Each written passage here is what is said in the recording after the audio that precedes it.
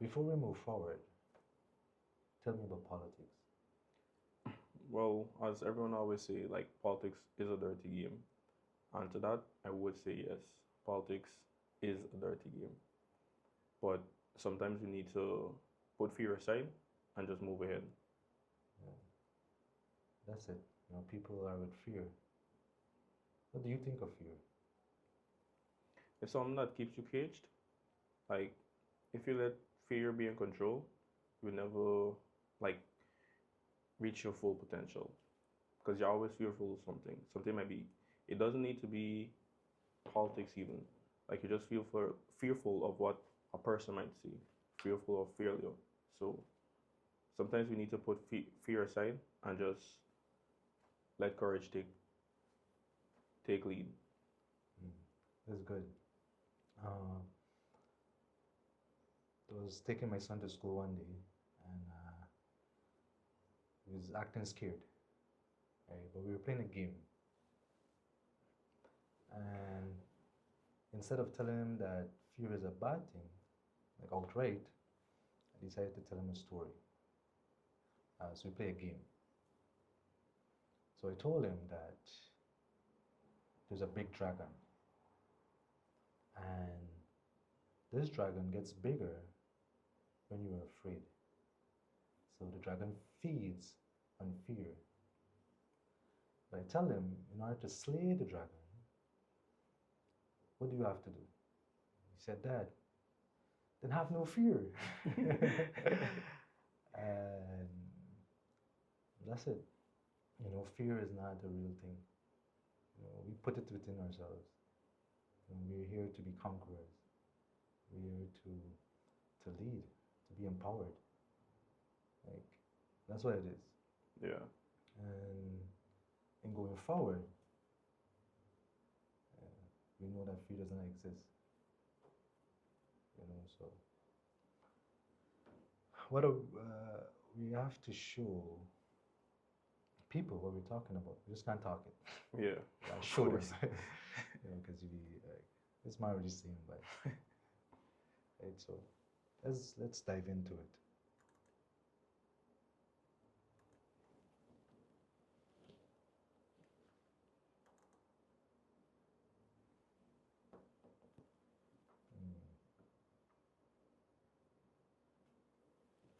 Now, this is the first person I wanted to focus on, Mr. Baro Jagdeo. Why? You get to see a lot, and instead of talking about it, you have to show, right? So we're not going to focus on him right now. He's not important. What's important is the people and their understanding of things, because we need to understand what's really going on. Yeah. That's it. Clarity is important, right? So to bring about clarity, the first thing we have to focus on is NISL, like what NISL is. So in 1990, NISL was incorporated. And it was incorporated to monitor the performance of public corporations and to ensure that all dividends received. This is all fancy words, but in layman terms, in simple terms, it was created to manage government assets, right? And then whatever money these assets make, you then have to transfer the money into the consolidated fund. The consolidated fund is the government's central account. So that's where you put your money. So people might want to know where does the money from GRA goes? Like the taxes that you pay at GRA. Yeah. GRA then take that money because it's government money and it puts it into that fund. So Okay. whatever money we make, whether from bauxite, from oil, any money that we make as a country, we have to put it into this account. Okay. Okay. Right? It's like Guyana's wallet. There's facts, like Guyana's wallet. Okay. Right? So you want a big wallet, right? Yeah, Yeah, big water. Because if you open your water and see nothing, like great. there's a car, there's a cause for concern. You know what I mean? So, Yeah. so that's what NISL is, right? Uh, now, this file was created to provide clarity on many things, but we're not focusing on the people that know. We're focusing on the people that don't know. Make it simple for them, Okay. right? So when NISA was created, Guyana was in extreme poverty. So NISA was created with the right reason, the right intention. Was it to take, was to restructure the economy so we could actually make money? Because before NISA, like that was Desmond Hoyt presidency, and Okay. he just took over from Barnum. So people were still in Barnum time, right? And as people know that Barnum, that time was country band. So and the country was feeling it. You know Yeah. what I mean? So people were crying out. And but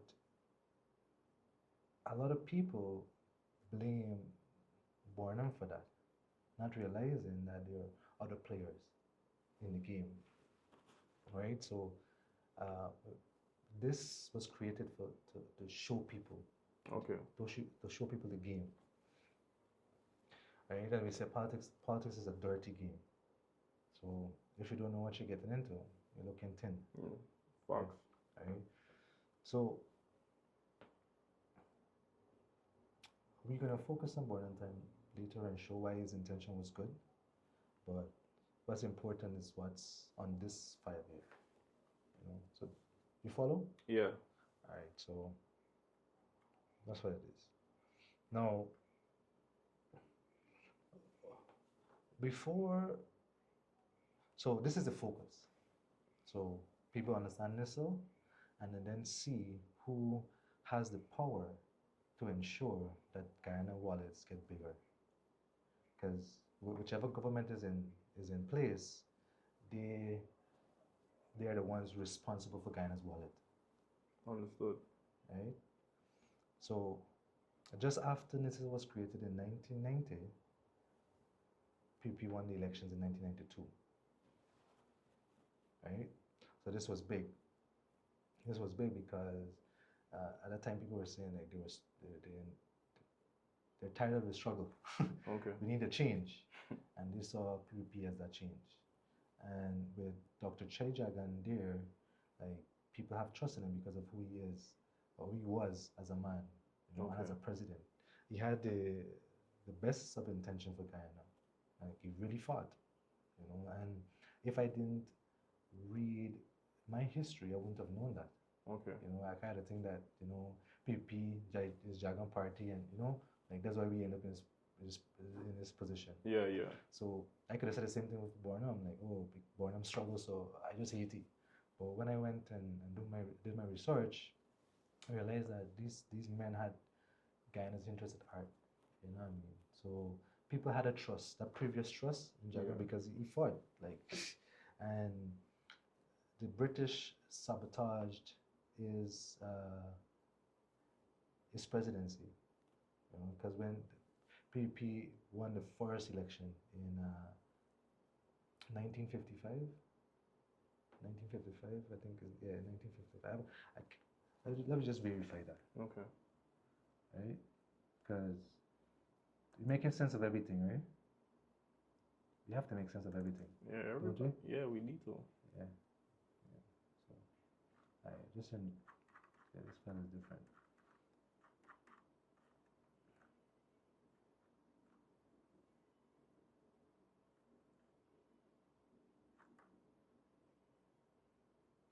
Look at it here. See, these two men were together, Okay. right? Cherry and Janet Jagan joined in then Forbes Barnum to found the PP's. Like I didn't know So that. Chetty Jagan and Barnum was a part of one party. One party. Okay, this is the first for me. It's first for you, right? And it was beautiful because they wanted to build not just a socialist society, in which the industries of the country shall be socially and democratically owned. So like they wanted us to own, because before this party was took power, guess what? This is what uh, Dr. Cherry Jagan said in his book, The Lead. Uh, Before the introduction of a ministerial system of government, considerable powers exercised by various statutory boards and committees. So Bookers dominated Guyana. Sound like sheriff today. Yeah, something like Sheriff today. Right? So it was going into Booker's hand, like everything, or money. So the man said, yo, this is injustice, bro. Like we gotta fight. Yeah. So they fought for Guyana to own, right? And that's what it should be. We should own our resources. But do we own our resources as of present? Currently, what you seeing? No, we don't. We don't. And there's news for a lot of people. So, but we need clarity, huh? Yeah. Yeah. So, yeah, go back to this. So they were together, Yeah.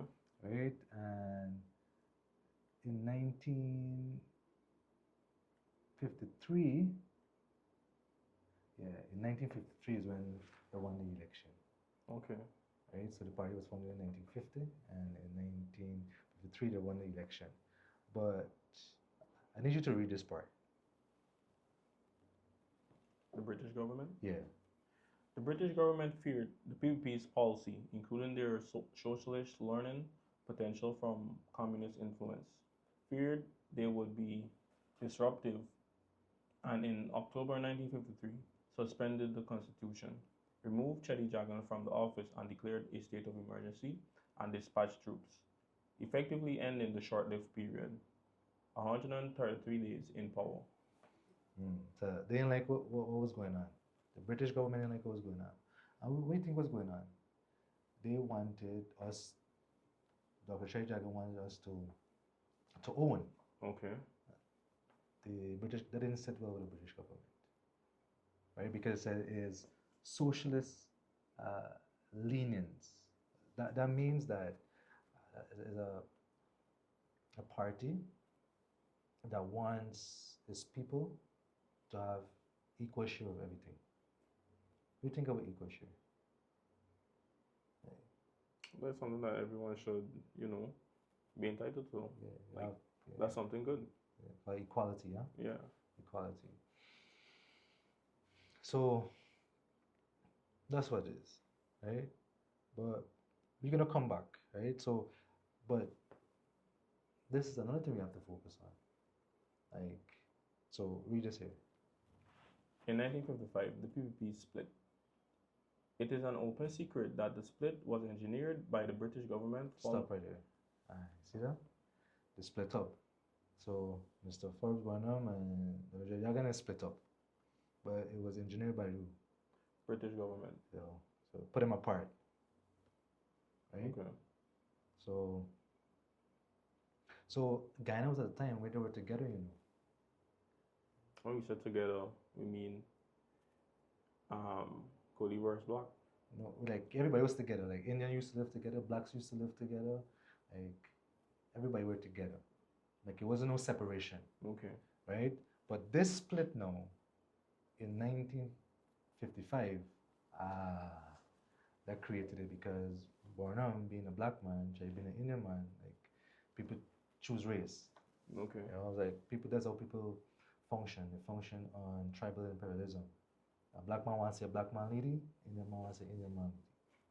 Like that's just how it is. People don't even know that, right? So based on that, people you had this separation. So the separation didn't start internally, it's an external something. Okay. Right? Now, this party kind of shocked me because it comes off as like Barnum was a tyrant, a tyrant. You know what I mean? Like you could see like he wanted to control everything. Okay. Like, that wasn't nice. You know what I mean? I'm making it known. Yeah, yeah. That wasn't nice thing. So eventually, it didn't work out for you. Okay. It didn't work out for you. So, and in 1957, the PNC was aborted. Okay. See that? Yeah. So, when the split was engineered, right? They're still together. They were still together, in the sense of one party. They contest the election as one, like two different, same name, Okay. Okay. but different wing. Yeah. Yeah. Right? But it didn't work out well, right? So you see, from 1955 to 1957, the country experienced two PVPs. Wow. Yeah. So you see, Dr. Jagan predominantly Indo-Guyanese, Forrest Bonham African Guyanese, two parties. Yeah. So now, because they were together, guess what? From 1961 to 1964, severe rioting. You know what I mean? So this was a scary time, and this is severe rioting. I wasn't sure I pronounce it properly. Yeah. People listening, like, it's my can't talk. Oh, I see. Right? But yeah. So this period is what a lot of people still hold on to. Hmm. Like this is something we got healed from. A lot of grandparents, they still get this Barnum time, Jerry time. You know what I mean? Yeah. Like, because the time a lot of horrible thing transpired. You know what I mean? And to tell people not to feel a pain will be unfair. Because if you experience certain things, like, what I mean, hard to Yeah. recover from it. But once we know the truth, we'll see the need to heal and to unite. Because we were together before. You know what I mean? We were together before, and that is what I hope to see. That's what I'm banking on. That we come together. That when we fight against each other, guess who benefits? Outsiders. Outsiders, right? And outsiders has been benefiting from us from time.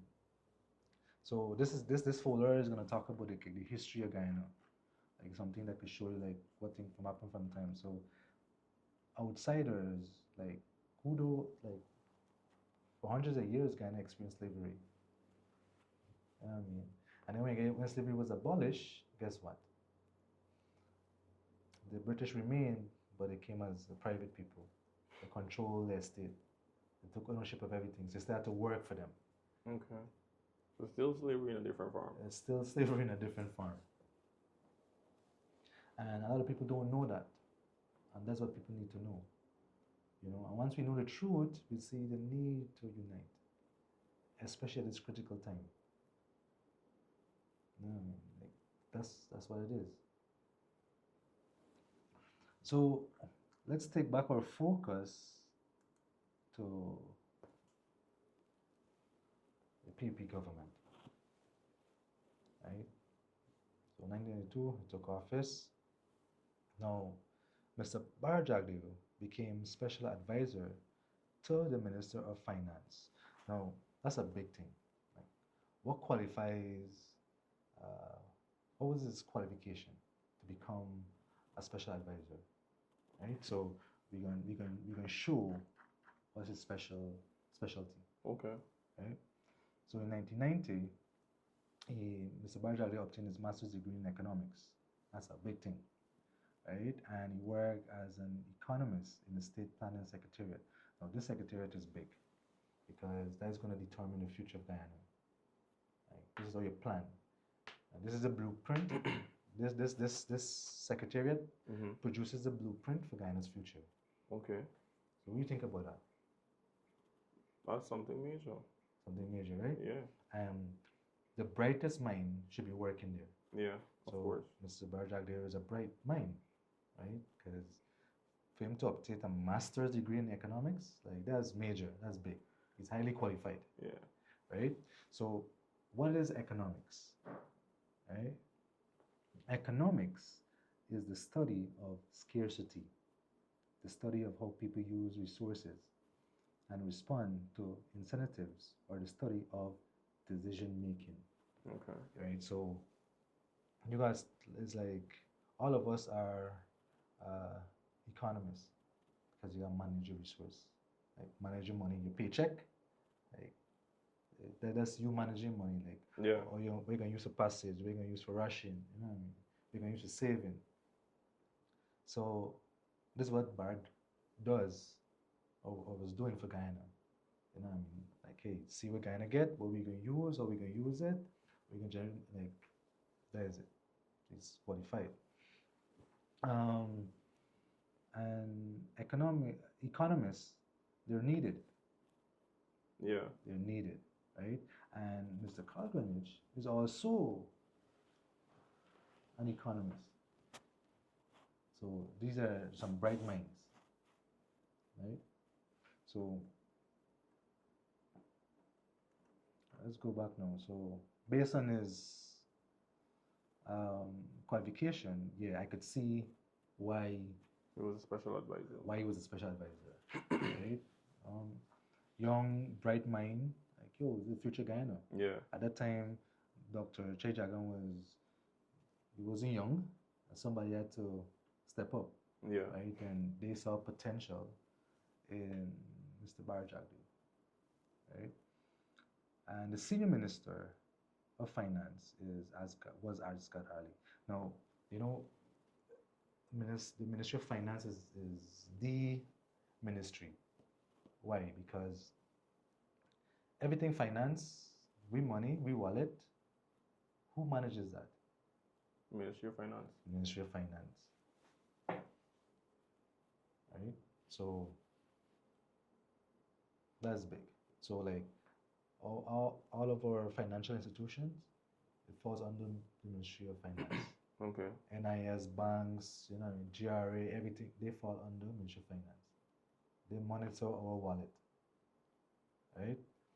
So again, this shows that Mr. Barjagdi is extremely intelligent, because you advising the Minister of Finance, right? Yeah. Like, doesn't get better than that. Like, that means he's really intelligent. So in 1993, Mr. Barjagdi became Junior Minister of Finance. By moving up. Yeah, so promotion, like he was doing well. He was doing well as an advisor, but hey, he could do better. He could become the junior. Okay. Okay. Right. So that's what it is. Now, in 1993, the establishment of the privatization unit restricted NISL's role to, well, this is all we need to know. We need to know that NISL role was restricted. Right? People can read what's on the screen. Right?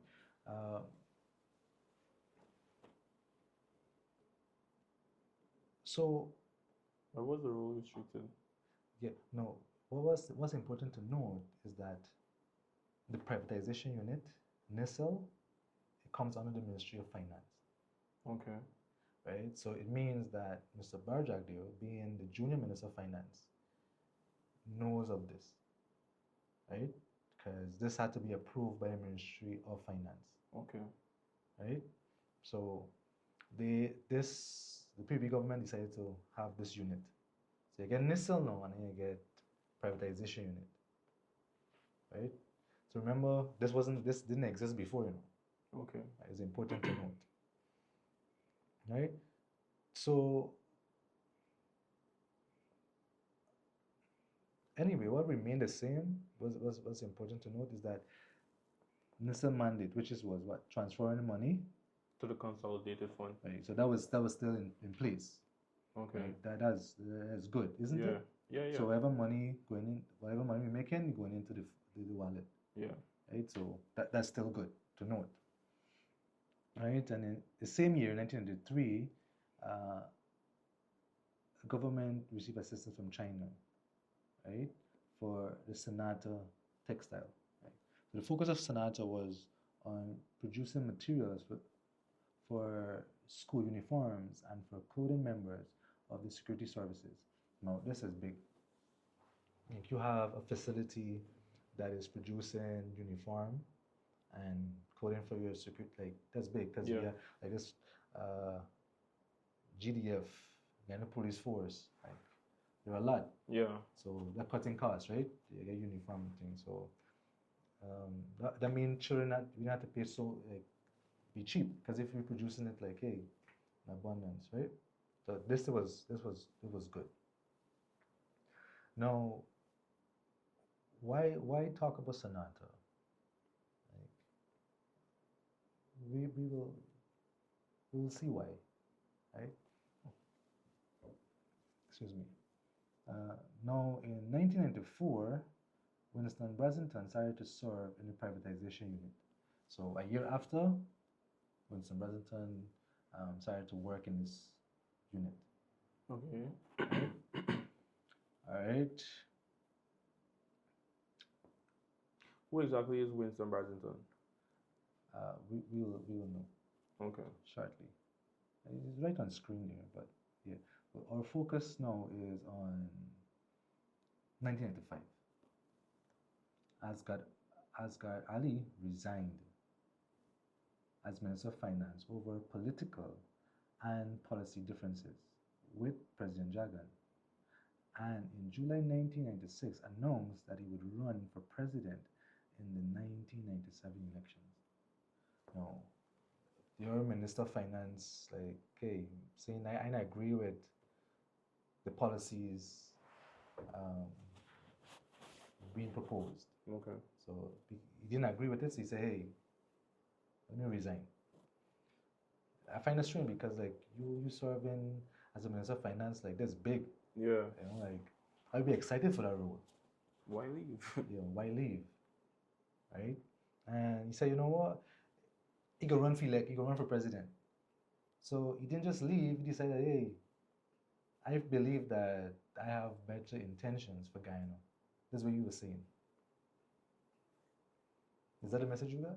Yeah, definitely. Yeah, so we're moving on, right? Yeah. Moving on. So in 1996, Winston Brazelton started to head the privatization unit. So,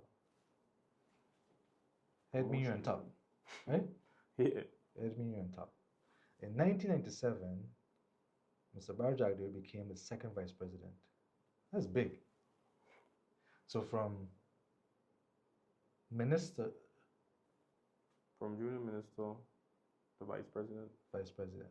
No, he became the minister. Yeah, minister. Yeah. Minister So of when Finance. Mr. Asghar Ali resigned, Okay. Mr. Barjagdir became the minister of finance. Right. So he was still serving as minister of finance. Right. So while serving as minister of finance, he became the second vice president. Understood. Right. And in 1998, this was good. He got married. A marriage is a good thing, isn't it? It is. It's a good marriage. So that's a big move, Mr. Barjagdir. In 1998, Sonata was closed, and so this complex that was producing uniforms and stuff, it closed. It wasn't doing well. Right? Yeah. All right. In 1999, after Janet Jagan resigned for health reasons, Mr. Barjagdir became the president. Boom. That's good. You know what I mean? Like, brilliant mind, working hard as a minister of finance, like a bright future. Showing promise. Yeah, they're showing promise. So people go like they believe in him. Yeah. You know, like let him take over. So he was the president from 1999. Right? Now, the very year that Mr. Barjagdir became the president, Queen's Atlantic was incorporated with Dr. Bobby Ramroop as his chairman. Following. To start a company is big, right? For you to start a company, that's big. That because a company or a business would be able to generate wealth. Yeah. Right. So I'd be proud of me, friend. If I had a friend like that and you started a company, I'd be proud, man. Yeah, man. Can't bad mind the thing, eh? Can't. Can't allow the things in. So the same year that this company was incorporated, the same year the sale of Guyana Pharmaceutical. Before we go on, Yeah. so Bobby Ramroop was a friend of Mr. BJ. Yeah, it's proven that he's friends. Okay. Okay. But for some time it has been speculated. Okay. Like, it wasn't proven, but eventually it was proven, Okay. right? And we'll get to that proof. Okay. Good question though. So this year, very important to note, the sale of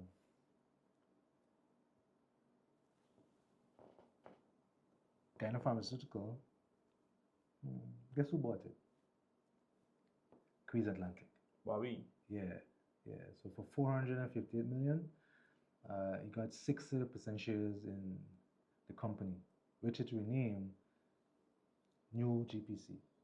So he owned 60% of Guyana Pharmaceutical. Yeah, in 1999, like he bought 60% shares. So the company is 100%. So Bobby bought 60%. So that means give him majority. So he get a right to rename it. Okay. And the 40%, guess who owned it? Guyana. Yeah, Guyana. So Bobby owned 60, we owned 40 at that time. Okay. Right? So even in the same year, 1999, a 50-50 partnership was established with Guyana Electric Company and companies in United Kingdom and Ireland. Okay. Right? Now, we'll focus on this another time, right? But yeah, since we're there, we just look at it. So, not a major year.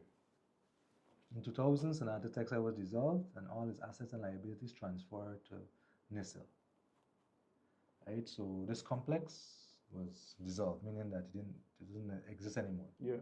So whatever this company owned was transferred to NISIL. So Okay. NISIL became the owner of the Sonata complex.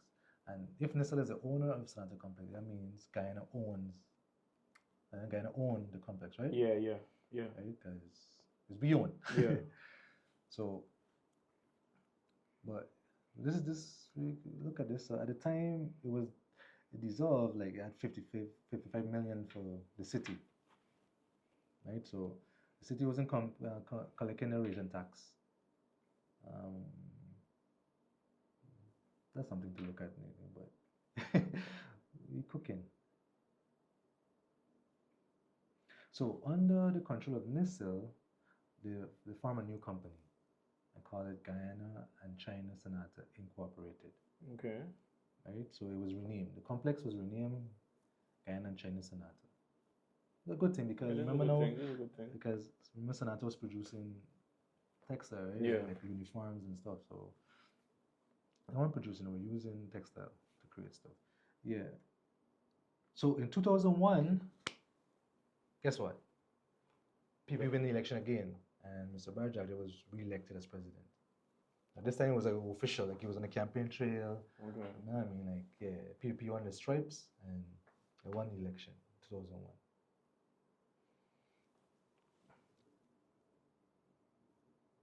So in 2001, NISA had it was a small entity. So it had 4 persons working there. Right? So it wasn't a big thing. Yeah, yeah. Right? Let's look at this here. In December 2001, the privatization unit was officially in charge of and became the exclusive manager of NISIL. Like that is, I don't see a sense in it. Do you? The privatization unit became the manager of NISIL. So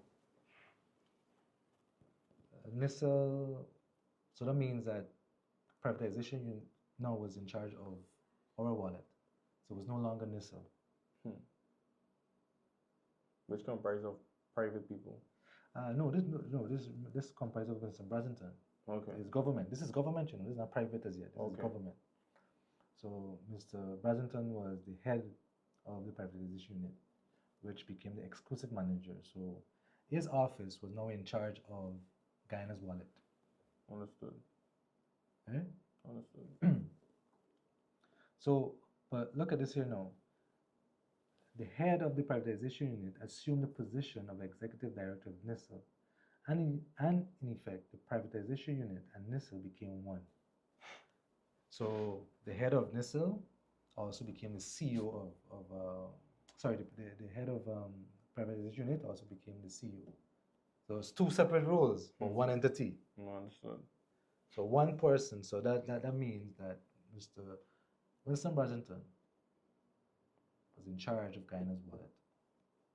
And that's a lot of power, that's a lot of responsibility. Yeah. So how you feel? How you feeling? Feeling good, man. Feeling good? Feeling good. This was it. So in 2001, Chris Atlantic, Dr. Bobby, purchased additional 30% in the Guyana Pharmaceutical for 200 mil. Wow. Right, so he paid 658 mil for 90% shares in the Guyana Pharmaceutical. Now, NISL now owned 10%. So that means we own 10% in GPC and Mr. Bobby own 90%. What do you think about that? I think this is unfair to the extreme. Unfair to the extreme? I mean, you're saying that one man owns 90% and Guyana owns the 10% remaining. Yeah, but remember through NISL now, they're justifying that certain things that the government can't maintain is best suited for the private person. Okay. So remember that there's a function of NISL rules. So they saw Mr. Barjagdale, his cabinet, Mr. Brazenton, they saw that it was in Guyana's best interest that the private person own Guyana Pharmaceutical. And it's best for them to own 10%. That's what they decided. So what do you think about that? What do you think about that? I think many things about that. But it's not for me to decide. It's for Guyana to decide. And I'm just presenting the facts.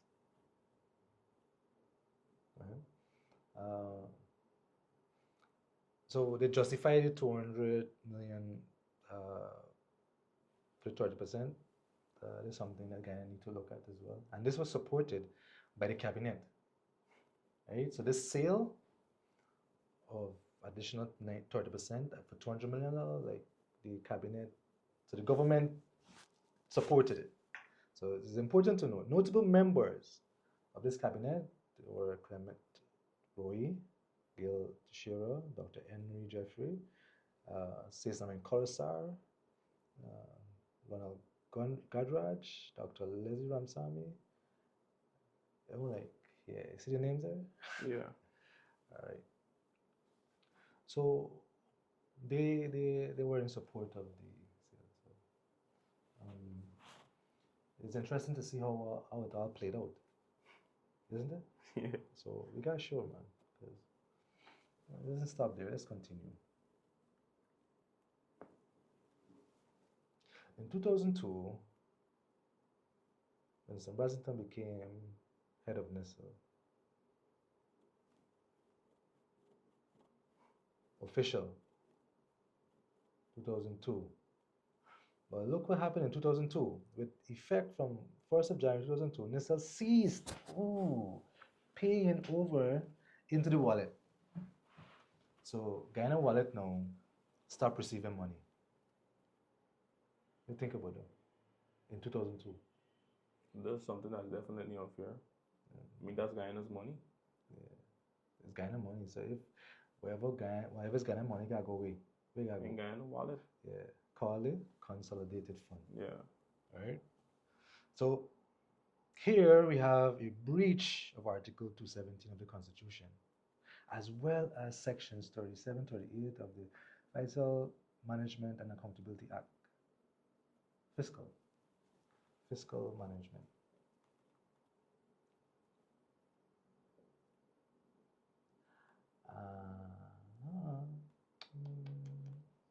That's already breaking the law. Breaking the law. Anyway, well, Mr. Branson still thing. So in 2002, the NISTL's board was made up of Winston Brazenton, Dr. Roger Lunchan, Ashni Singh. So Ashni Singh was the director of budget. Okay. So he was working under the Ministry of Finance. Right? So in that capacity, he would automatically become a part of NISTL board. Right? In 2001, Cesarine Colsar became the Minister of Finance. So Minister of Finance is the chairman of that board. Right? So again, great power is given to the Minister of Finance. Yeah.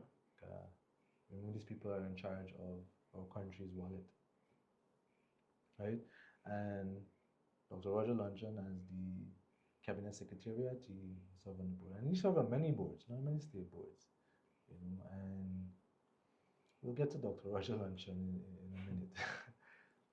So they came up with some recommendation. So let's look at B. So they established say auxiliary treasury, if that is the term, but they had, so NISTL had their own account. Okay. So they get their own account. So NISTL is now, it's a NISTL wallet. It's not in Guyana wallet. The money remains in NISTL wallet. Right? So whatever the country makes goes into NISTL wallet now. Yeah, NISTL wallet. Doesn't go into, so they can control of our money. Okay. Right? So NISTL being in control of our money was supported by the president. Like, he saw a reason in this. That, yeah, man, like, we shouldn't put the money into the in Guyana's wallet. We should keep it as an agency under the Ministry of Finance.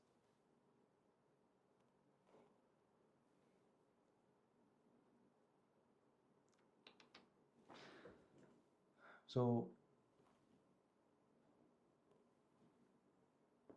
this year, 2000, you said 2002, right? Yeah.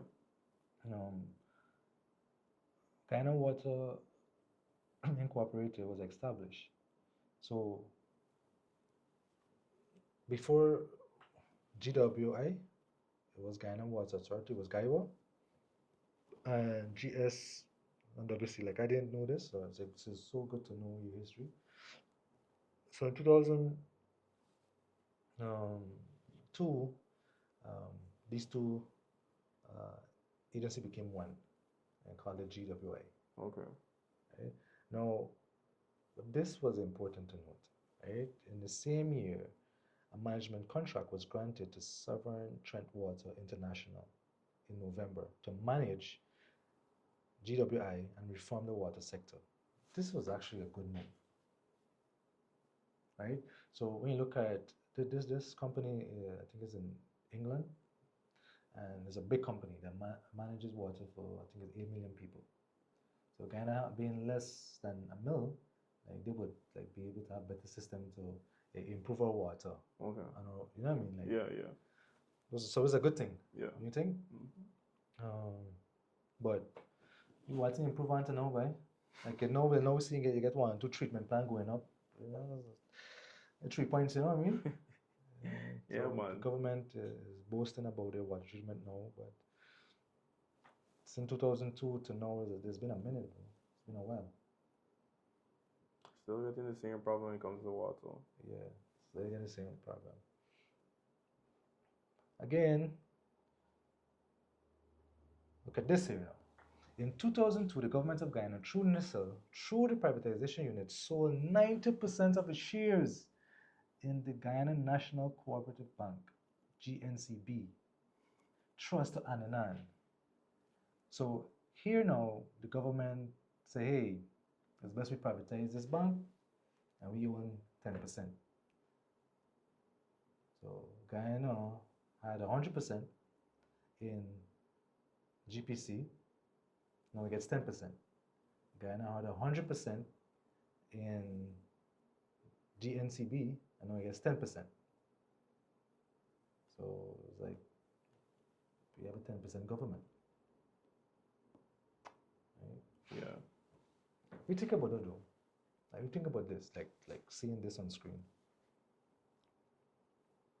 It's sad, you know, to know the country is only receiving 10% of something that people we pay in tax every single day. You're thinking everything going back into the economy, but 90% goes elsewhere, and we just keep at 10%. 10%. Well, you would think it would stop here, but it continues. Right now, in 2002, the Starbuck News label, like look at this, the year that kind of lost his innocence, kidnappings, murders, and like this is a hard time for people as well. You know, history during this time, like Phantom Squad and all, like you had Prison Break and. Oh, okay. So that was that time. Yeah, you're a little boy in them time though. Even to me, like I didn't get much knowledge of this, but it happened when I was young, you know. And this is a time that this year people still walk around with a lot of pain though. From this. This was it speaks for itself. I don't need to dive into that right now. Because you know why I don't need to dive into that? Because people know. Yeah. People know the truth, but many of them are afraid to speak. Remember we talked about labor fear? Yeah. That's what it is. We love it same way. So, 2003. I love this. You should read this. High-profile visit to Guyana and China Sonata Incorporated. January 2003, Parajagdio, the president said, I am really impressed to see what is happening at the factory. It fits in with much of the things that we are trying to encourage. More value, added types of activities, linkage between industries. Let me read over. It fits in with much of the things that we are trying to encourage. More value added type of activities, linkage between industries, expansion and diversification of the economy in other areas. So Mr. Parajagdio was praising the Guyana and China Sonata. Remember the complex? Yeah. So in 2003, like he visited and like, yo, I like what's going on. So he was satisfied with what was going on. Okay. So see promising it. You see, exactly. See promising it for Guyana. And being an economist, like he would know. Yeah. Like, because you will trust whatever you say and you know it's right.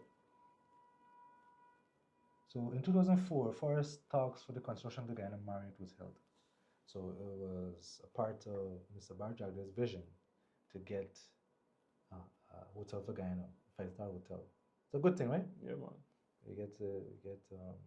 So the first talk of it happened in 2004. But the construction of Guyana Marriott happened until in 2011.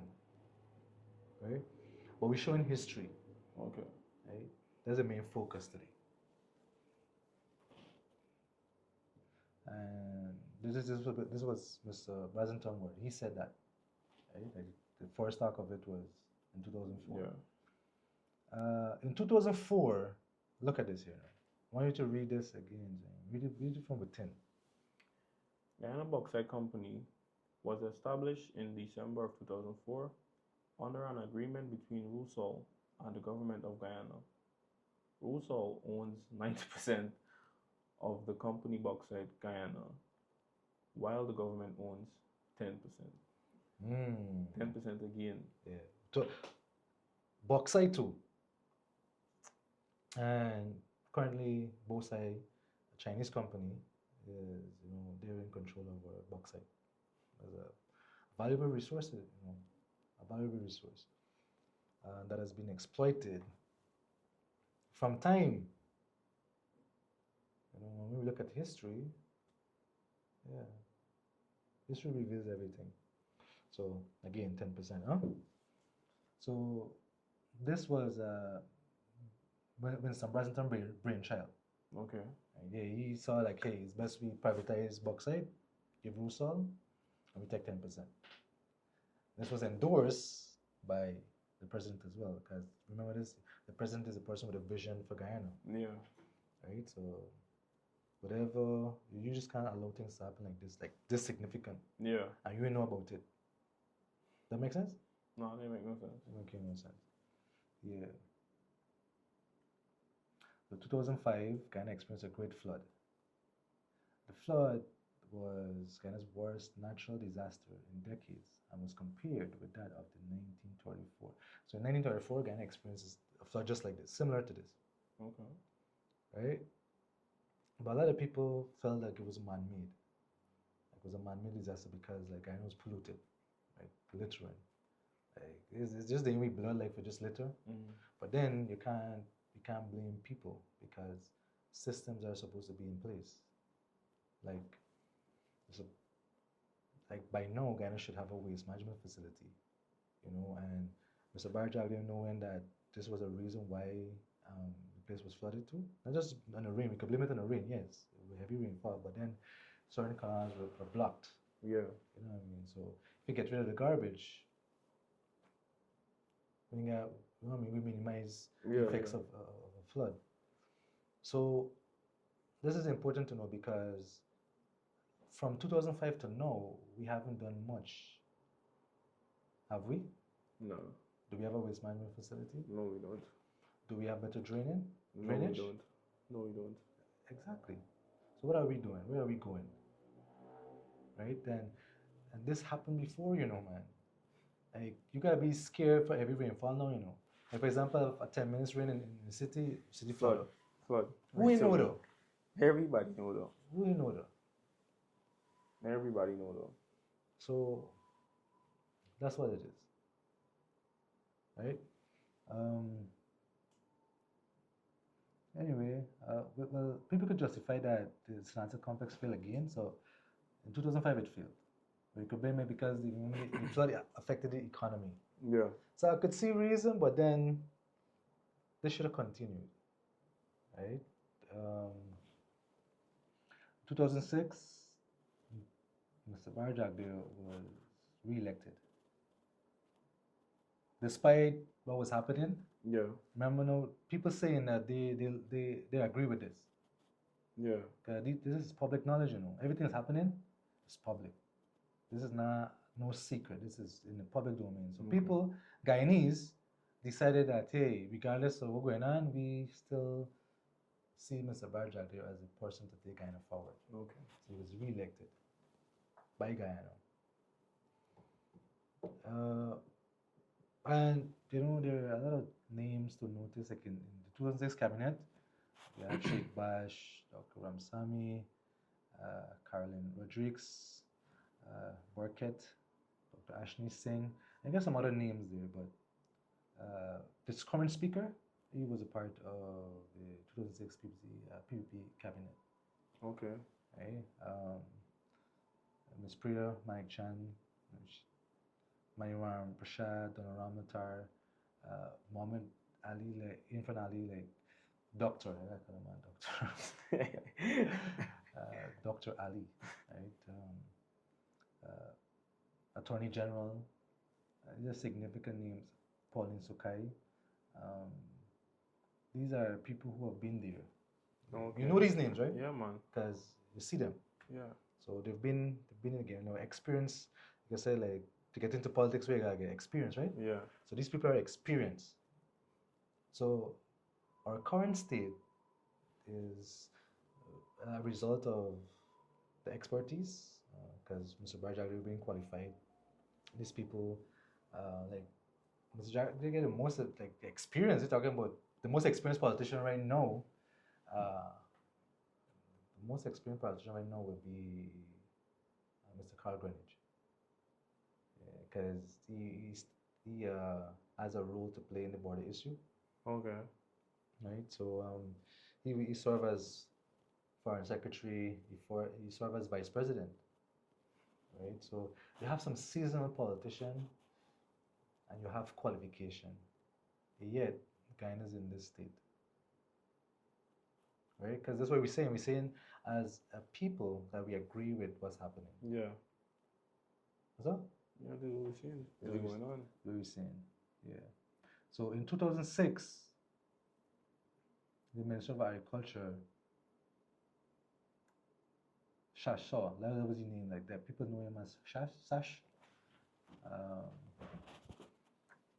he was gunned down.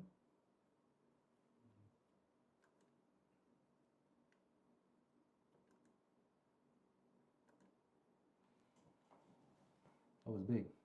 Like his brother, sister, and security were gunned down. So the story was like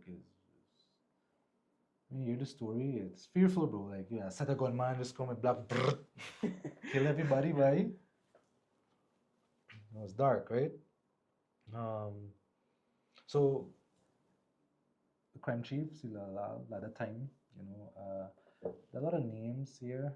So what I wanted to show is that Mr. Barjagdev said that he knows, like he has secrets that he had to take to the grave about the murder.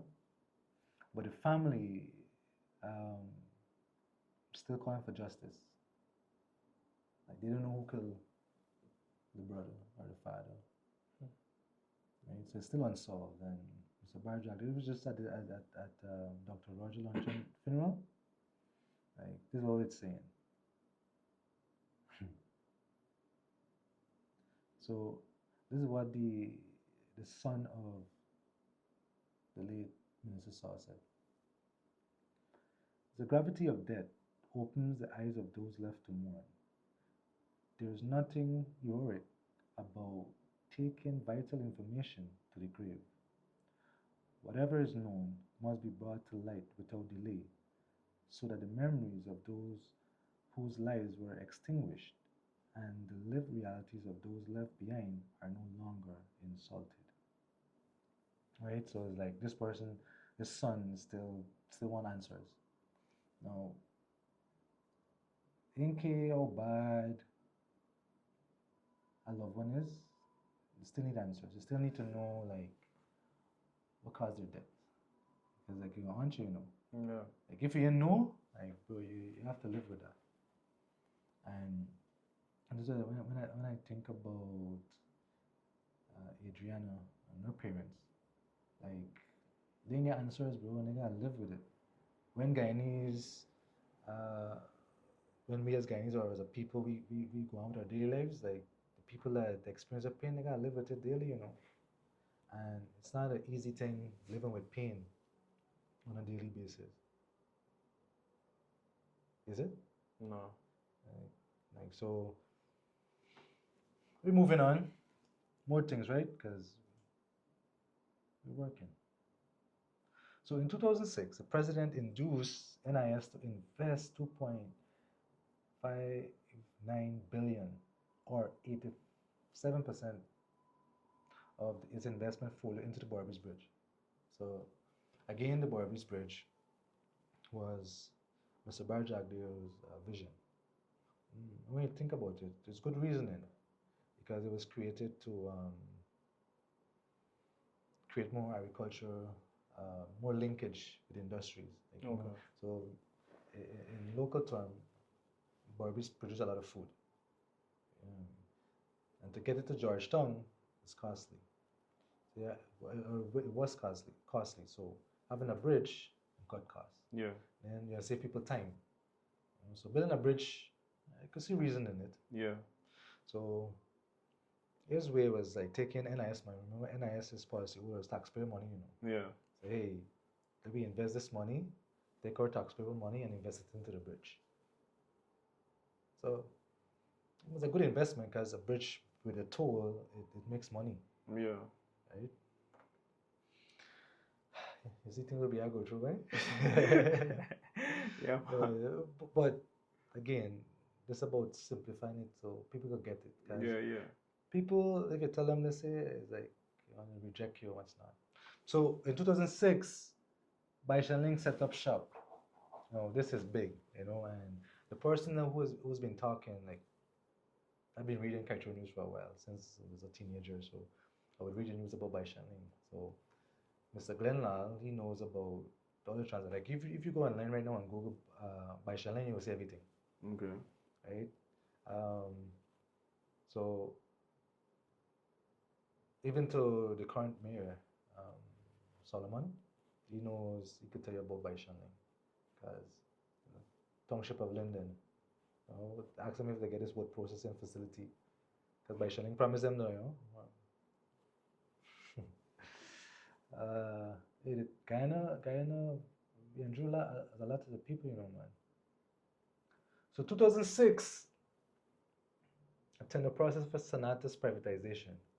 So remember the Sonata was closed down, right? Yeah. So it ain't doing business. It closed down. So how do you, if government didn't get the resource to invest into the complex, what would you do? You would privatize it. Privatize. Hey, encourage a private man to invest into the facility. So again, this seemed like a good move, right? So they started the process of privatizing it. In 2007, no bids were received by the original closing date of January 2007, or by the date February 28, 2007. So they received no bid. Follow? Yeah, yeah. So Winston Brasington, the then CEO of Nestle, said the bid box was opened on February 28 in the presence of a representative of the Auditor General. Now, Mr. Sharma, it could be Dr. Singh, it could be any of these persons. Okay. A representative, right? So these names, I don't know which one is it, but based on, they should have documentation of this. Okay. Don't you think so? Yeah, they would. They will have documentation of this. No bidder received the recorded, so nobody didn't bid for it. To advertise this thing for privatize, nobody said they wanted it. Okay. Yeah. Right? Now, after being advertised for sale, but no proposals were received, in mid 2007, Brasington said that a proposal to lease the complex was received from Dr. Ramroop Company, Bobby. So I say, hey, if you're going to buy it, I want to lease it. I can't buy it, but I'm going to lease it. Okay. You think about it, Jaime.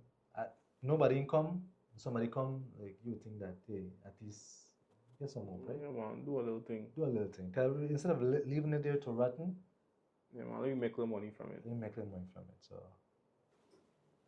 good. After following detailed discussions, negotiations, and papers submitted by the privatization unit to the privatization board, dated May 7th. Now look at this here. When I received this proposal, this thing on May 9, May 3rd, May 9. Guess what? The board, everybody, approved the proposal. Right away. Yeah. Okay. This is a good thing. I said it's a good thing, right? Yeah. Now, you see the board include who we included? Mr. Prasad, Robert Prasad, and Maniram Prasad.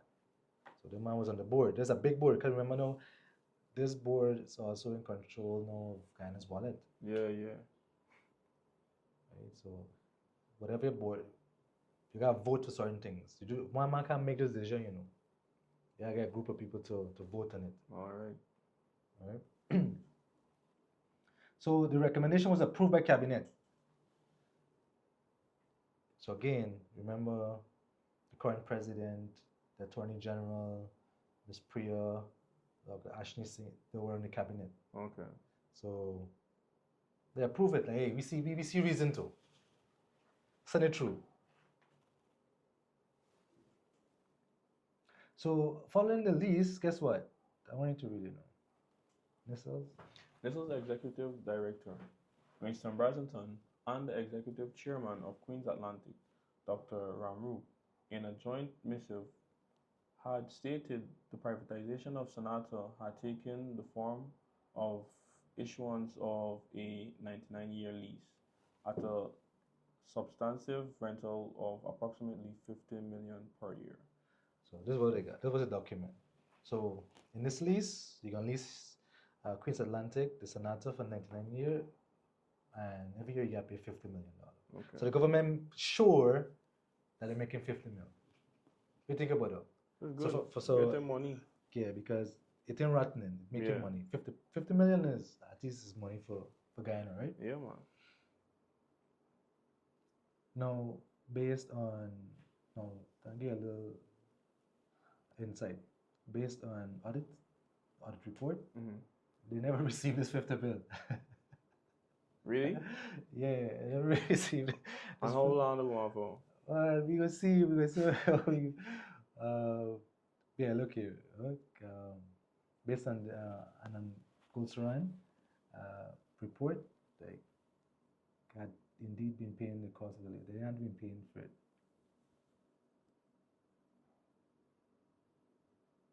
Some charter accounting function. There was nothing in the report that proves. See? Yeah, yeah. Nothing proved that he was paying it. So they receipt that. If you come out and say you're paying it, you have to provide receipt. But Yeah. according to this report, they ain't see no evidence. No receipt, nothing. Right? So in 2006, something just in 2006, remember talk about Barber's Bridge? Yeah. Mr. Barrett. Mr. Barrett, based on his vision, again, wanted the CLICO to invest into the Barber's Bridge. But CLICO, guess what CLICO did? They transfer 6.9 billion into the realty market in the US, and it crashed, right? But the money that they invested was to get enough money from that they would make profit to invest into the Barber's Bridge. Okay. That was the reasoning, right? But anyway, that transfer that CLICO Guyana made breached the Insurance Act because they invested more than they should have. Okay. It was over 50% of the company's asset. You know what I mean? So now these things were happening, right in front of people, but they couldn't have seen it, right? So, like, this is what so when the money was being transferred, like, who knows about it? Dr. Gobin Gango, Premier and so like they were on the board of directors of Bank of Guyana. So that big transfer can't slip them. That's a big transfer. You're supposed to see that, right? Because they gotta approve it, right? No, make approval. So you brief the and then the Minister of Finance, he also know what's going on here, because he's in charge of all financial institution. Yeah. So Dr. Ashney Singh, like, again, like, why would you allow a company to invest into a foreign market more than it should have? Right? It's hard to feel it, right? Yeah, man. It's hard to feel it. Yeah, it's hard to feel it. So this is it, Mr. Baja pleaded with, this was the story. Like, there's proof of what I'm saying. You just can't say things, You gotta provide proof, right? Yeah, So yeah. This is the proof. By now, a lot of people already got it. That's what I know. But I'm not gonna leave no stone unturned, right? Because there's so much more to this. So this here is, again, you gotta read this. This is big. Read this here. From where? June 1st. June 1st, the CEO and two managers of the New Building Societies, NBS, were arrested on trumped up charges. It was pointed out that the government from the inception had asked the NBS to invest $2 billion into the construction of the bridge, and after a report was compiled and submitted, the company decided to invest a mere $350 million.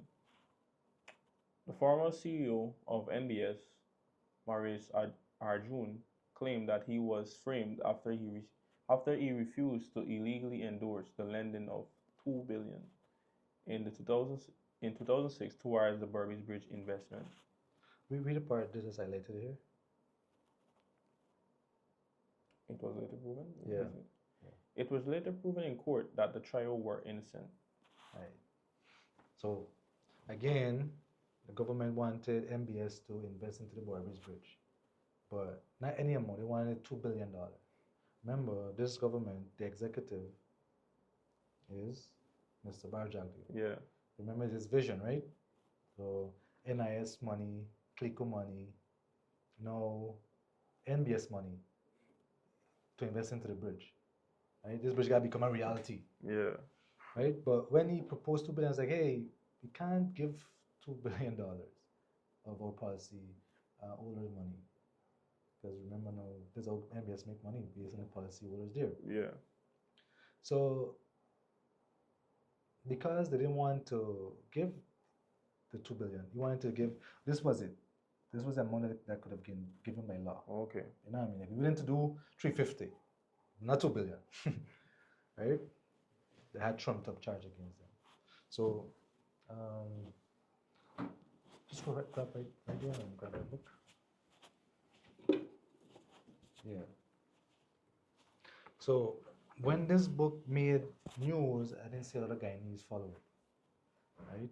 So to get more clarity on about this is a book we should focus on. Yeah. And this revealed a lot. You want to see what it revealed? Yeah. Let's show us what it revealed.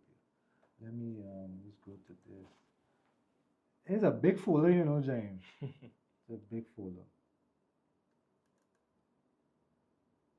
So this folder, like, I had to read this book to ensure I know what I'm doing. So this show you everything. The DPP role into the saga. Hukum Chan. They know I know, man. Dr. Nanda Gopal. Yeah, so it's all here. So Mr. Barjagli, he loves to discredit, right? Loves to. So this is what he's doing. Mr. Barjagli, he just so Gaskin prepare a report justifying that hey, this is not a good investment. So he discredited. Oh, man, saying. But the proof is here, man. You know, like given to the role of the CIOG into this, so people don't have to go read page by page, right? Whatever they want to look at, like it's there. Just get this here, and it shows everything. It's all there, right? And look, this here. This man is Guyana. From my perspective, the best writer. Like I love his writing. Like he could write, so he knows about this, and his editorials are always fun to read, man. So I must look into his writing. Right. Look at this. So even to the current opposition, they know about it too. So we just can't depend on the current government to provide answers, right? Yeah. So, like these are like from the time opposition, right? They know. Like, look at this here. Nagamutu.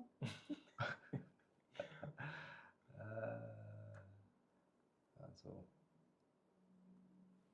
let's get to this. So, okay, so in 2000, it's 2009. Are we in 2009? You entered the MBS. 2007.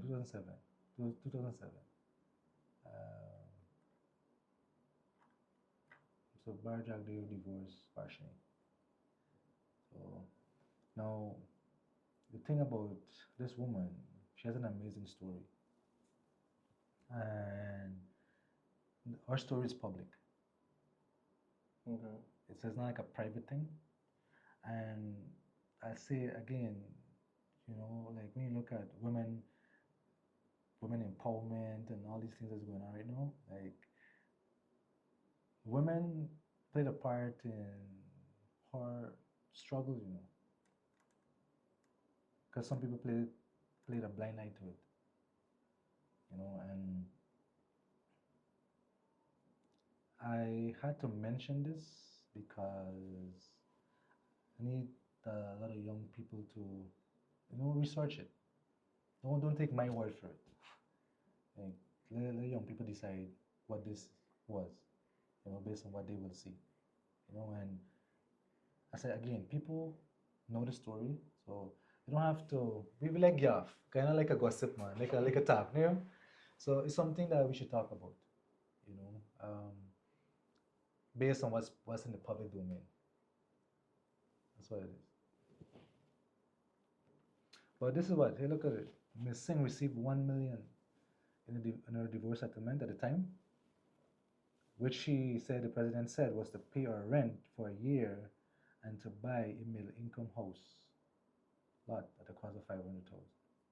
So somebody like, as a lawyer, he has to be confidential, but the current Attorney General was Mr. Barjak, the divorce lawyer.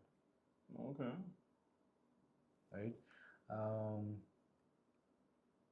The story people need to read the story for themselves. The other thing so remember the company that was retained by Gaivo, GWI? Yeah. It ended in 2000. So why? We should ask. That's the question we should ask. Why? But I said this company was good because this company was there to manage, right? And based on their portfolio, they're competent, they're qualified, they're experienced to play this role. Here, the construction of the border bridge commenced. So Bosai came and took over from Omai. So again, our bauxite is going to foreigners. Right? No, 2008, the government of Guyana approved the privatization of Sonata Complex. Privatizing again? Yeah, so they privatize it. So they lease it. Remember they lease the government. On 99 years? Yeah, 19 years. So they lease it. Now this is like a privatize it now. Okay. So this is what Dr. Ramroop said at the time, that he saw that you're going to invest 30 mil and provide 1,200 jobs, of which 600 new permanent. So, like, when you see this is bright, isn't it? Yeah. Right? Sounds good. Sounds good, right? So 12,000 jobs you're creating. So I would see the need to privatize Sonata, because if I get this offer, like I would see like this is good because you're creating jobs. Yeah. Right?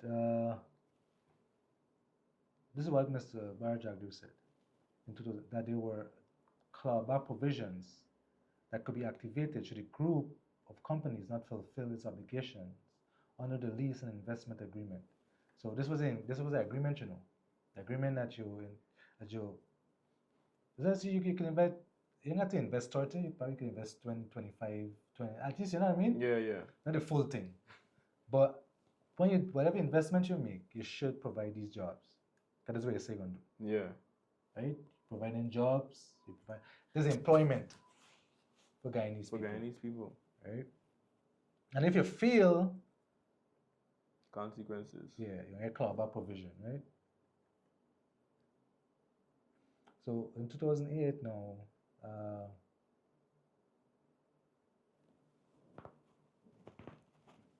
it was revealed by order number 47 2008 dated December 30, 2008, 4.7 acres of land plantation Linendal, right, was transferred from the government to NISL.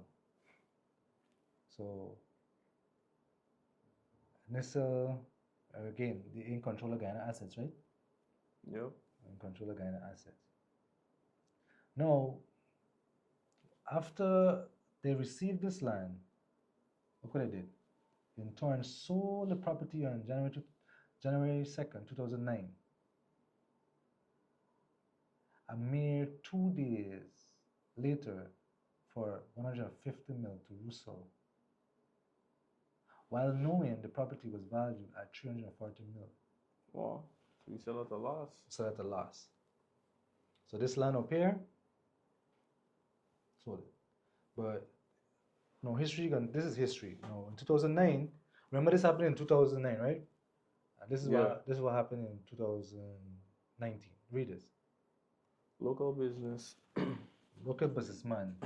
I put in local businessman. Local businessman Lennox Kush said, I bought the property since 2019, and I just find it strange that Starbuck News would seek to ask about it. Why? I know the history, yes.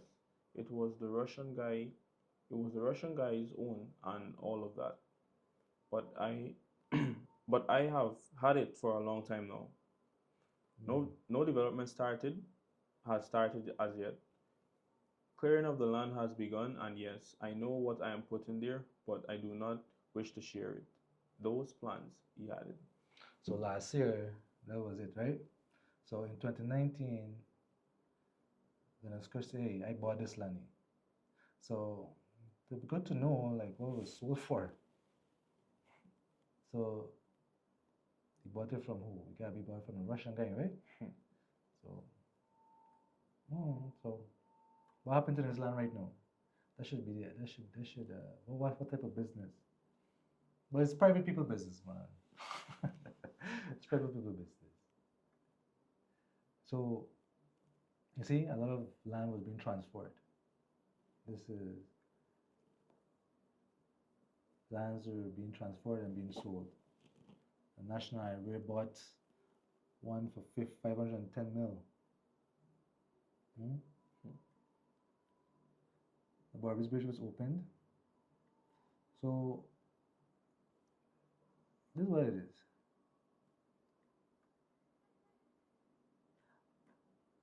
We have to go through this. Ask questions. Yeah.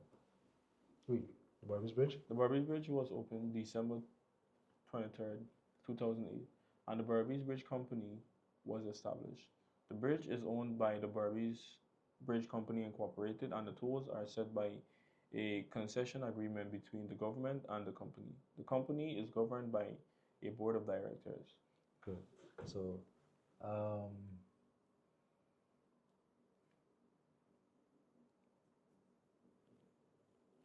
this is what it is.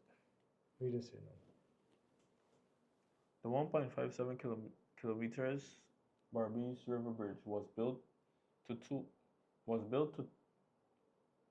the tune of 40 US million, 8.2 billion Guyana dollars to be exact, which is said to have a lifespan of over 30 years. The company will hand over the bridge to the government in 21 years. Guyana will fully own the Barbies Bridge from 2009, which means that the 29. Yeah. 20. Guyana will fully own Guyana will fully own the Barbies Bridge from 2029, which means that the people of Guyana will only have 9 years to make a profit based on the bridge's lifespan. So, what's going on here? This bridge was opened in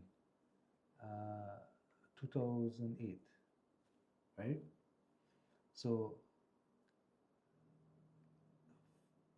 the money going to who? Going to the private man for 21 years, right? Most of the money. Because they say, oh, this is government and private persons, right? Yeah. So we can show the breakdown, but this is important to note that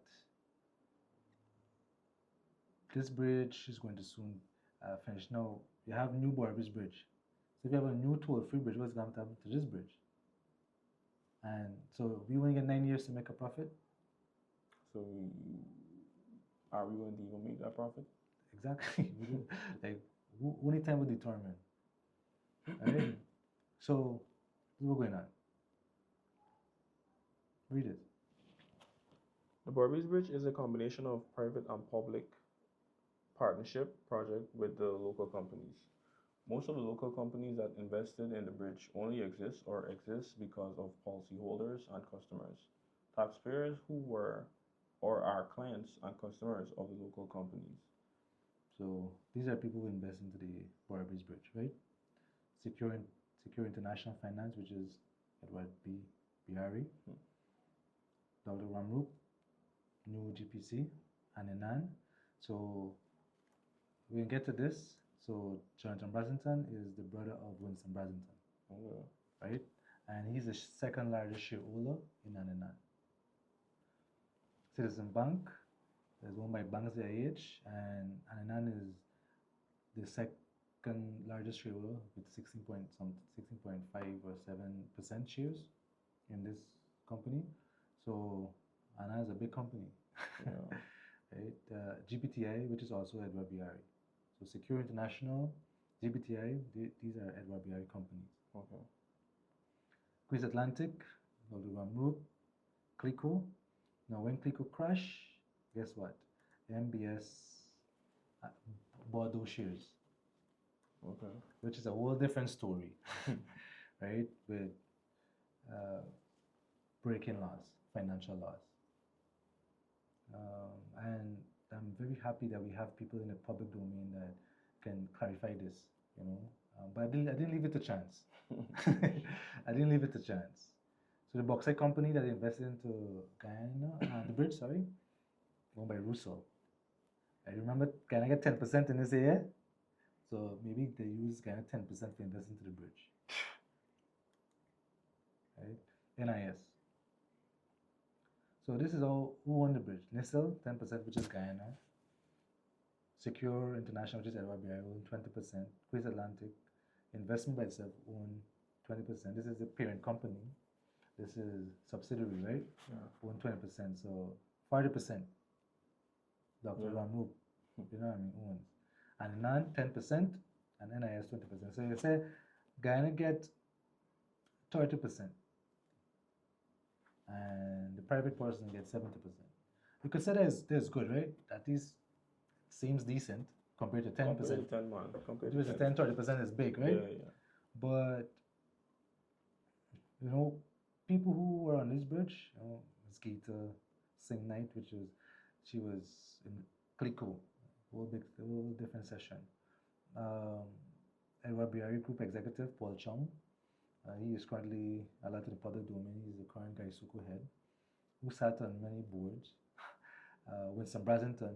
So these people were in charge of the bridge, right, when it was first opened. Again, 2009, Clico collapse. Guyanese who took all the insurance because Guyana, and they lost most of it. But because MBS, right, MBS bought Clico shares, those shareholders received money. But look at this, NIS is also investing into Clico. So the money, when Clico collapsed, NIS, the money, we keep seeing payments in the news, but a lot of money was lost. Yeah. So look at this, MBS purchased at $2 billion in Clico bonds. So again, we're breaching here, right? Because it was illegal. Yeah. Right? So look at this. Mr. Freddie Kassoon, who's always on the news, like he has a program. But this is what he said. Clico paid those $2 billion to favored shareholders who lost when Clico collapsed. To date, no one knows who those shareholders are. All the recipients were close to Jack Lew. This is Mr. Freddie Kassoon word. So this is also something he could clarify, right?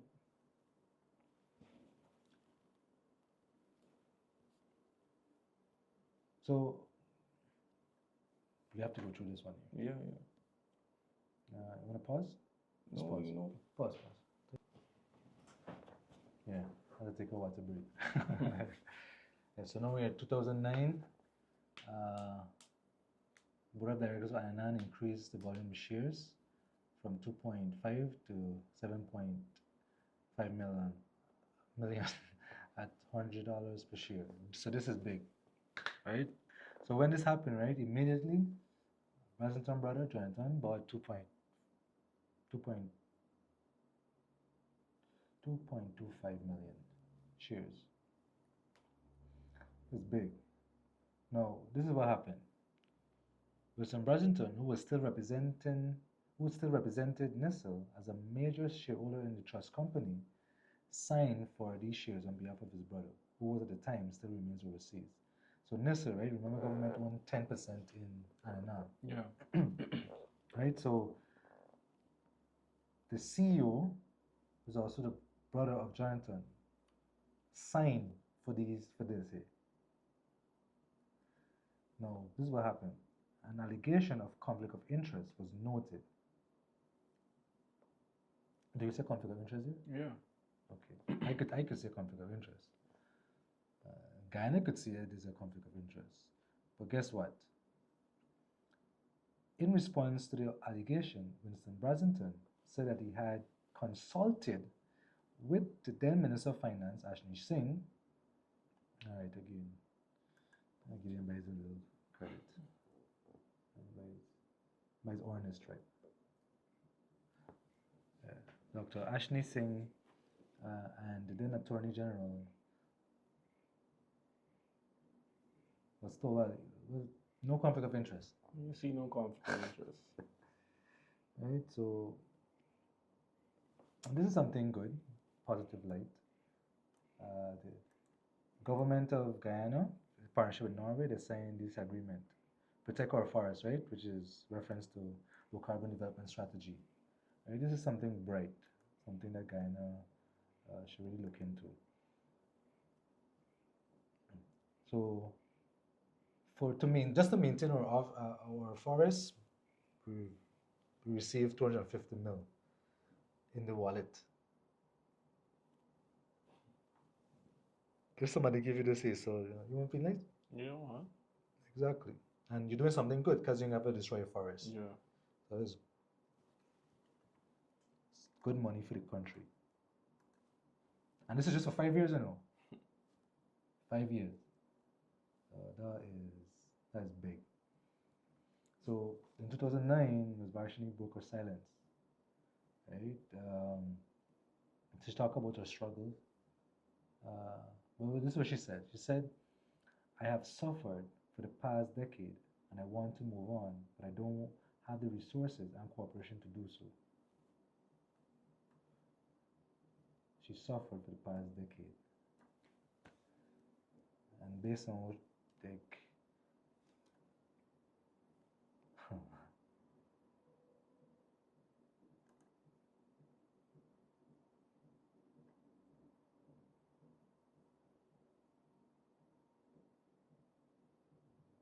so again, you have the Marriott in the news. So remember the first set of talk happened in 2004? 2004. 2009, they get a new proposal was accepted. It's big. Okay. So again, I don't get a hotel, right?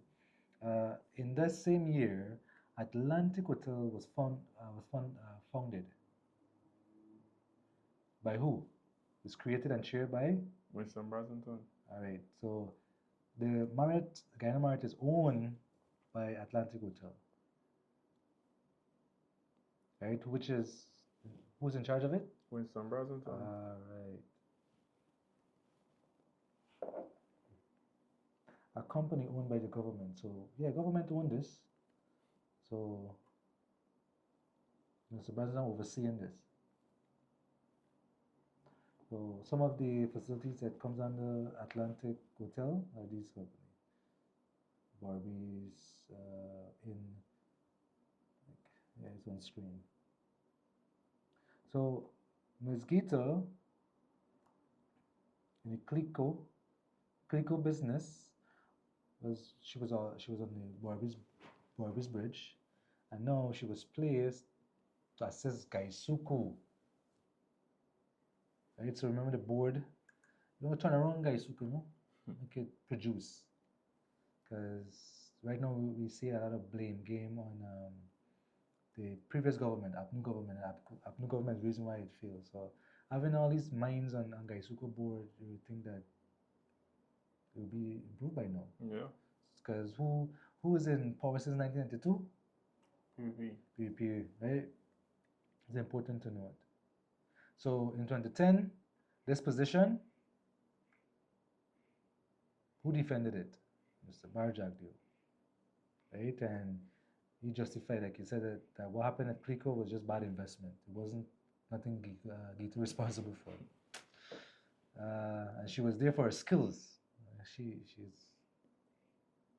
very skillful. So Raphael Trotman, he knows about this. He's a AFC executive, I think, or chair, something sort of the AFC. But these politicians know. They've been saying stuff, but remember, Guyanese, we don't pay attention, no? Yeah. And it's about we need to pay attention to what's been happening. So this is what's going on. NISL sold the Sonata complex to Queens Atlantic for $3.4 million when it was valued more. This is something that we should look into. It was actually a giveaway. What do you think about that?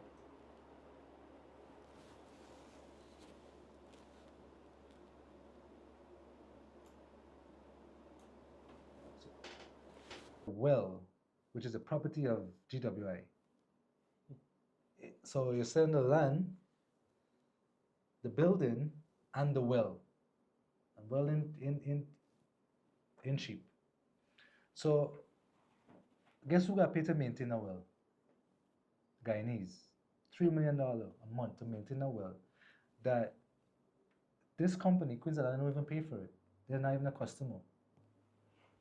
So we pay for them use it. Yeah, we pay for them use it.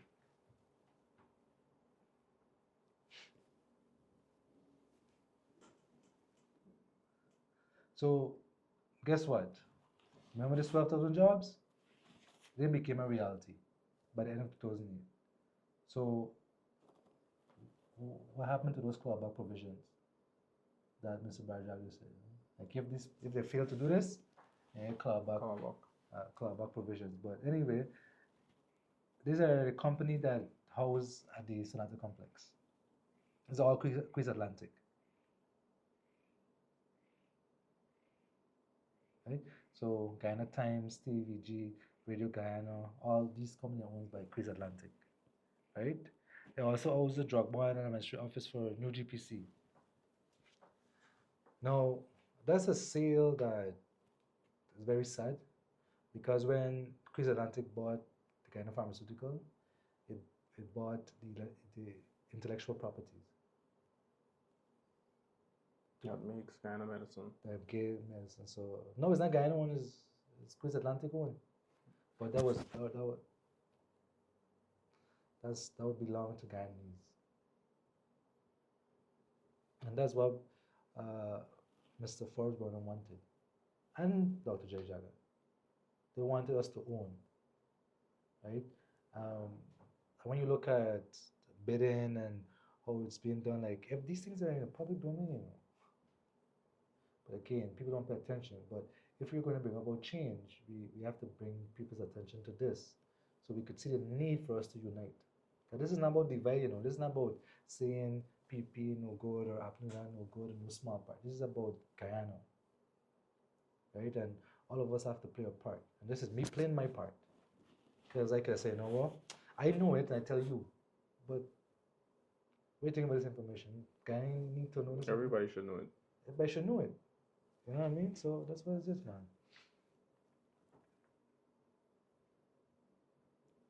So look, in June 2014, guess what?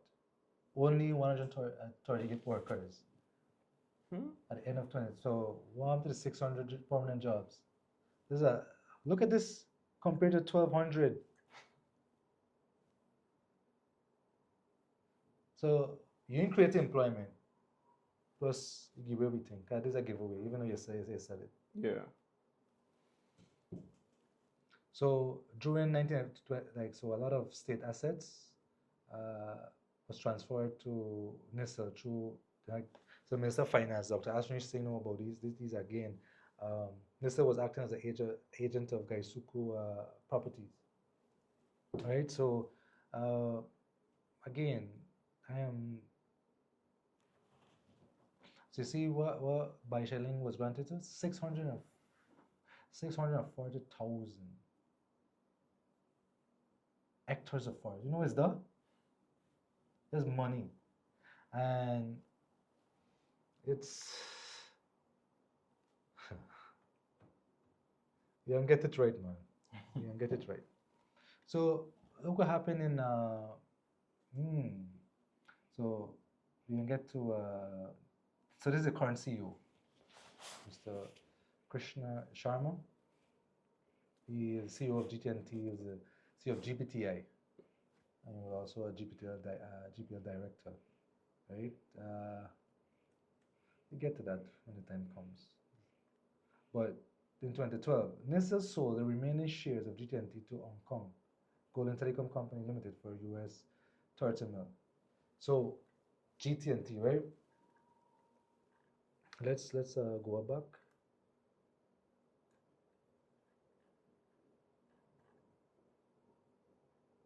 Look at this. The government of Guyana and Atlantic Tele Network (ATN) signed an agreement to create GTT. ATN acquired 80% of the company shares while the government retained 20%. So this happened in 1990. Okay. Right? So GTT was created in 1990. Right? And majority went to ATN. And government, we get 20%. That's good, right? That's good. At least we're making money on the 20%. Yeah. However, in 2012, Mr. Brasington, being the CEO of NISL, and the board and the government decided to sell the remaining 20%. So currently, Guyana know none from GTT. I know, no, it's not GTT. It's one communication. One communication one. Right? And we get the 25 million in wallet, and then it was held to get the next 5 million. So the APNU government had to take the company to court to get the 5 mil. Okay. Right? So, and Mr. Brasington justified this sale. Again, we should, as Guyanese, we should ask if we see sense in that. Right? So the thing that we need to look at as well, which is good, is this. So NISL board, right? With Mr. Brasington, he's still property holding. There's a next ball game. GPL, Bauxite. These are the boards that Mr. Brasington functioned in. However, it is important to know that he's a consultant now, the current consultant for the gas ashore. That we're supposed to get the gas. We're supposed to get it this year, for lower electricity costs. Mm-hmm. And we took a big loan for that project. And here right now we're getting it till in 2026. Right? So Nigel Damlal, he was also on NISL board. Remember now, this board is important because remember this board is in control of whose wallet? Guyana's wallet. Guyana's wallet. Right? Says now in Colosar. He's currently on board of Guyana, Bank of Guyana, sorry, Public Service Commission. He served on the privatization board. He's also, here it is, GRA. Paul Chung, sat on NIS board. So remember the first minister? Yeah. Asghar Ali. Yeah. So now he's the current chairman of the Wales Development Authority, which is the so from regards to sure, like this was the initiative by the current president. So he should say why Mr. Ali is there, right?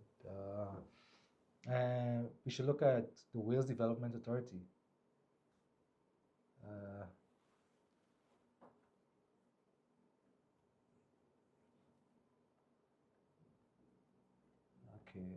okay. Well, so this is important to know. This here. So Gaisuku, former president Donald Ramatar, was on Gaisuku board from 1999 to 2008, and then he became the president. So Mr. Donald Ramatar was the best person to take Gaisuku forward because you know the ins and outs of Gaisuku. Yeah. Then you get the executive power by being the president. So why didn't Gaisuku improve under um, the Ramatar presidency? No, we have blame game is Apnu. Everything is Apnu. Yes, Apnu. It speaks for himself. You don't have to. Yeah. You don't got to talk much about it. But yeah. So remember Dr. Nanda Gopal? We'll get to these things when the time pops up. But for now, I think this is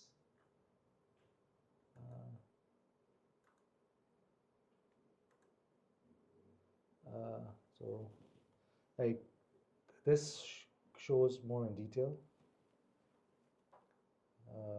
So even to Mr. Brasington, like this is a whole different ball game. So this is Guyana Company, right? PUBG Williams Yeah. was in charge of Guyana stores and what's not. However, to understand like how crazy this is, people already know by now, but this is what is important to note, like from the beginning. You know, the first humans inhabitants of Guyana are the Amerindians. These people. If anybody could claim Guyana as the Amerindians, I'm telling you, right? But we know the thing about Amerindians, they're very powerful. However, their history is plagued in tribal wars. You know, there are a lot of tribes, and tribe want power. And because of that, it's tribal imperialism. They get to fight down. Yeah. But I would love to see Amerindians, the tribes, unite. And to unite, we need to talk about our history. You know, we need to heal from our pain. Healing is a beautiful thing, you know, like it's hard to talk about pain, but it's beautiful. It's liberating. You know, we can never become better if we don't address our pain. Right? And to address the pain of a country or community, you first have to address your individual pain, your personal pain. You know, and when you look up about the lies that was peddled, like the Pope made slavery legal. Christopher Columbus, like you know, he cited it. Well, look at this here.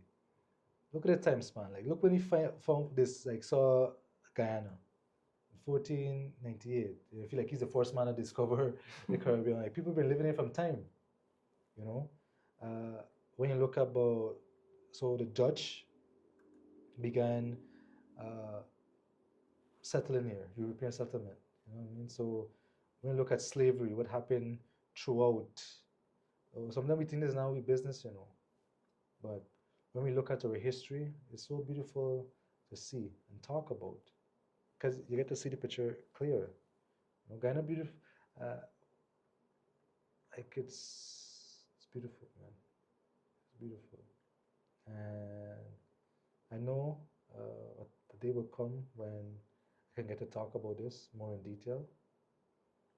But this is it. You know, what's important is that we understand that we were together and that we were always under the oppression of the colonizers. The enemies, we're not each other enemy, you know. You say, oh, my Guyanese brother and sister, but are we really living as Guyanese brother and sisters? And for too long, we see, outsiders have their hands in Guyana's wallet. So when we fight against each other, guess what? People benefiting outside. They come in, we wallet, bro, they keep money from your wallet. And you want to know, like, hey, look at your wallet ain't making no money. How we ain't making no money? Because people taking it. And we know, we ain't seeing though, we seeing black versus coolie, Amerindian, like, it's crazy. So it's time we say enough is enough, and we don't have to create we don't have to create chaos. We don't have to riot. We just talk, like black people has had it hard. But when you study Guyana history, like hard, and there's a lot of healing that needs to take place in the black community. But it starts with us, you know what I mean? It starts with us, and you have to lead by example. So we need men to step up. I'm happy to have a young man, a young black man beside me, that we can actually do this. But think about it. Think about having more men here. It would be something to see. Something to see. Men got to step up because we got to protect with children and women. Not the man? Man, I do it. We always put it on the woman, man. Like, time we give the women a break. Time we really dial in and we talk, because the information is available. Histories are beautiful to think about. And I know they're going to go through this, man. Because so many people get podcasts and stuff now. You could go through this information and, hey, let me talk about this thing. Let me add, let me subtract, let me really dissect. But again, you see, Bookers, they were in control. Right? The Bookers were in control. It was Bookers Guyana, bro. Nothing for we. So before Bookers, who was it? It was the Europeans, the slave masters. So Guyana never, the time that Guyana had an opportunity to go forward with the PUP government, you see, they had the opportunity here. Look at it, the opportunity came here to go forward, bro. And guess who sabotaged it? Outsiders. Outsiders. So the time these men were fighting, bro, and that was hard, because Bookers, they control everything, bro. Your news, the security forces, everything. The politicians, everything. We didn't own anything. And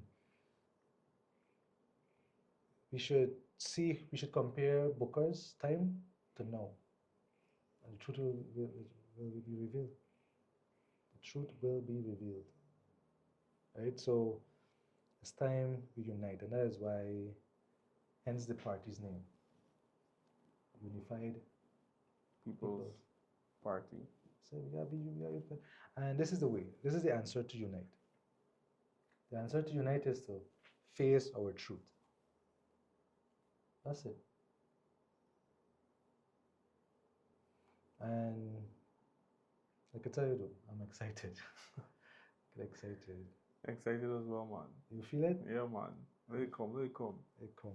That's it.